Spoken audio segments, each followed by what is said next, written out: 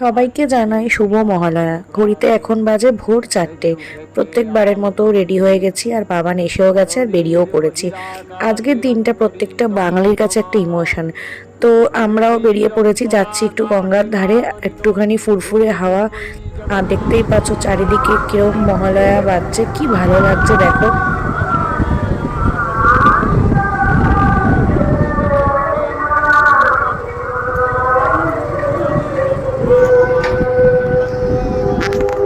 भगवती महामाया दुई त्रिगुणात्मिका। আমরা তো এসেছিলাম নবাবগঞ্জ ঘাটে। জায়গাটা এতটা সুন্দর লাগছিল। তারপর ওখান থেকে তর্পণ দেখলাম, প্রচুর ভিড় ছিল, প্রচুর বহু মানুষ এসেছিল। আর মহালয়ার ভোরবেলা চা ছাড়া ইনকমপ্লিট। তো এখান থেকে একটু চা খেলাম, তারপর বাড়িতে গিয়ে আজকে মহালয়া স্পেশাল ব্রেকফাস্টে ছিল লুচি, আলুর তরকারি আর বোঁদে। সবার পুজো খুব ভালো কাটুক, টাটা।